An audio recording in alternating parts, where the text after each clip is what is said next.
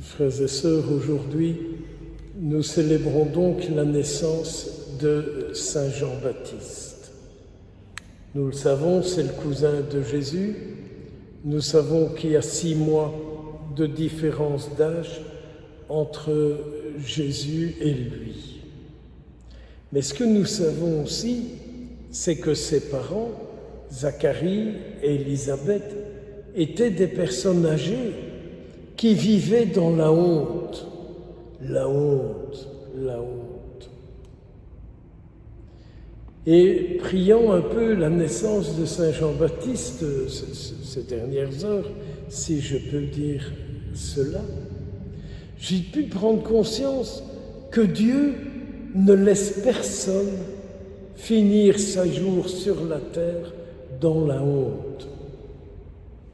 Ce qui veut dire aussi que Zacharie et Élisabeth ont vécu dans cette confiance qu'un jour, leur honte, Dieu viendra pour les délivrer de leur honte. Maintenant, rentrons en nous-mêmes et pensons un peu à ce qui fait notre propre honte aujourd'hui, à travers un péché, une dépendance, une stérilité dans notre vie. Nous pensons trop peu aux stérilités de nos vies. Nous avons tellement peur de regarder la stérilité de nos vies. Or, Dieu ne nous a pas créés stériles. Il nous a créés féconds, mais féconds pour lui. La fécondité que Dieu a mise en vous, en moi, en chacun de nous, c'est pour sa gloire. Donc vous comprenez bien que Dieu ne peut pas nous laisser dans la stérilité, mais qu'il veut qu'à travers nous, sa gloire s'accomplisse. Avec Sainte Élisabeth, avec Saint Zacharie, comme disent les orthodoxes, nous avons 2 types de croyants. Nous savons que le jour de l'annonce qu'Élisabeth allait concevoir un fils, Saint Zacharie encensait l'autel. Les gens ont remarqué que quelque chose se passait, mais lui n'a pas cru le messager de Dieu. C'est terrible, frères et sœurs. C'est une insulte à Dieu que de ne pas accueillir un messager qu'il nous envoie. Nous sommes toujours occupés de dire « il nous plaît », il ne nous plaît pas. Ce qu'il dit nous arrange, ce qu'il dit ne nous convient pas. Oui, ça c'est l'esprit du monde, ça. Et peut-être que Zacharie avait cette touche-là. Et donc il n'a pas su accueillir le messager de Dieu. Quant à Élisabeth, elle a pu dire au messager de Dieu, « Tu sais, viens, moi j'accueille tout ce que Dieu me dit, je crois tout ce que Dieu fait, je crois en lui, il est ma vie depuis hier, il est ma vie aujourd'hui, et il est encore ma vie demain. » Donc, contemplons les parents de Saint Jean-Baptiste, un homme qui doute le messager de Dieu et la mère qui, elle accueille le messager de Dieu.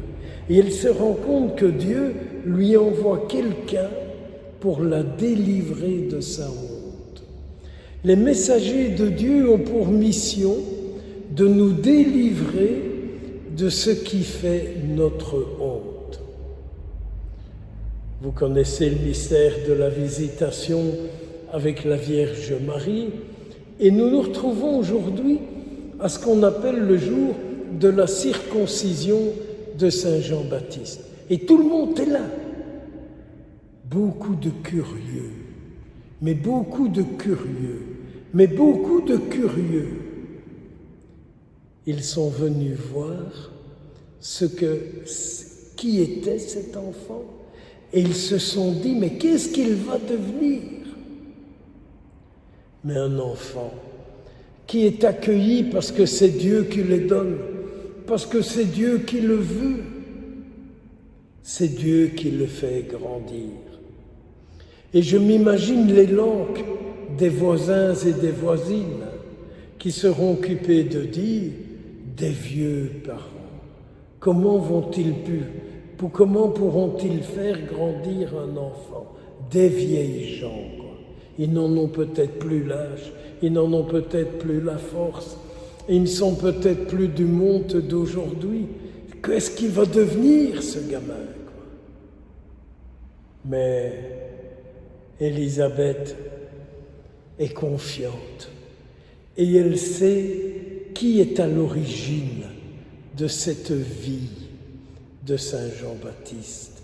Elle sait qui est à l'origine de sa vie. Et elle sait que celui qui est à l'origine de sa vie ne l'abandonnera jamais. Mes frères, mes sœurs, c'est Dieu qui est à l'origine de notre vie. Dieu ne nous abandonnera jamais. Il est à l'origine de notre vie. S'il vous plaît, pensez à ça, croyez cela et vous vivrez. Croyez cela et vous vivrez. Alors il y a déjà une bagarre qui se déclare sur ce gamin, quoi. Il doit s'appeler Zacharie comme son père, blablabla, blablabla, blablabla. Ah, c'est terrible les concierges, mais c'est terrible, quoi. Ceux qui se mêlent de tout, quoi. Et finalement, on passe sous d'Élisabeth et on donne une ardoise à Zacharie. Et Zacharie écrit sur une petite ardoise, « Il s'appellera Jean ». Et au moment où Jean-Baptiste, c'est très beau, au moment où Saint Zacharie accomplit la volonté de Dieu, il retrouve la voix, il commence à parler. Il a eu des mois pour se préparer à cela. 9 mois, plus les 6 semaines de Saint Jean-Baptiste, avant sa circoncision, où il a pu méditer ce que c'est que de ne pas croire en l'œuvre de Dieu, quoi. Peut-être que ça aussi nous pratiquons trop peu, notre refus de croire tout ce que Dieu dit, notre refus de croire tout ce que Dieu dit. C'est terrible. Et à partir du moment où Zacharie accomplit ce que Dieu dit, il devient un homme qui rayonne, quoi. Il devient un homme qui rayonne. Il peut regarder cet enfant et quand il le regarde, il dit « Ça, c'est Dieu qui l'a voulu, c'est le don de Dieu. Dieu est avec lui et il fera des merveilles. » On en est loin aujourd'hui de tout cela. Un enfant, si j'ai envie, mon père. Oh non, je n'étais pas prête, mon père, et j'ai voulu avorter. Oh non, cet enfant-là, il ne me plaisait pas, vous comprenez, mon père. Et puis je veux bien un enfant, mais j'ai pas envie d'homme. On faisait ça avec les vaches à la ferme. Aujourd'hui, on fait ça avec l'être humain. On est dans un monde cinglé. Mais si vous connaissez les litanies, on ne dit pas encore « cinglé ora pro nobis ». Donc, aujourd'hui, on a besoin de naissance de sauveurs. On a besoin dans le monde d'hommes, de femmes qui croient qu'ils sont les merveilles de Dieu, qui croient qu'ils sont voulus par Dieu et qui méditent jour et nuit, vais-je dire, sur ce que ça veut dire que de refuser ce que Dieu dit, ce que Dieu fait, ce que Dieu propose. Frères et sœurs, c'est une solennité aujourd'hui. Dans quelques instants, nous allons proclamer notre foi. Soyons heureux d'être dans le monde de ces hommes, de ces femmes qui disent « Moi, je crois. Moi, je crois. Dieu est ma vie. Jésus-Christ est mon sauveur. La Vierge Marie est ma mère. J'aime de la fêter, de la célébrer. Et j'aime de contempler tous ceux que Dieu me donne. » Amen.